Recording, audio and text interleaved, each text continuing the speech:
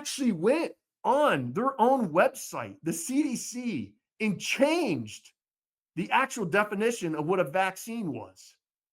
The left picture, which it shows the definition of terms, okay? A vaccination is the act of introducing a vaccine into the body to produce immunity to a specific disease. Let me repeat that. This is big. Back in 2018, this was on their own website with the definition of a vaccination and what they're designed to do. The act of introducing a vaccine into the body to produce immunity to a specific disease. Well, fast forward to September 1st, 2021, right? They changed it. The definition now is the act of introducing a vaccine into the body to produce protection from a specific disease. Holy cow.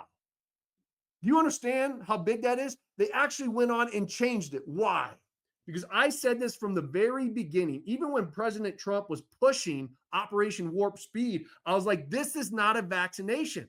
The COVID vaccine is a therapeutic. A therapeutic. Because they said at the time, well, we're going to get to what they said and what eventually happened. It stops people from dying. That's what they eventually said the COVID vaccine did. Not in the beginning, they didn't say that, but in the end, they have admitted that's what it does. So that's a therapeutic because a vaccination is supposed to prevent you from getting it. And they pushed this out so much. Do you remember what old Joe Biden and what the CDC director at the time said? Let me revisit that, folks. Here we go.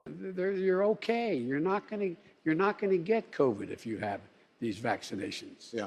Who have gotten their first dose, 51 million who have gotten their second dose, and we can kind of almost see the end. We're vaccinating so very fast. Our data from the CDC today suggests, that vaccinated people do not carry the virus, don't get sick, and that it's not just in the clinical trials, but it's also in real world data.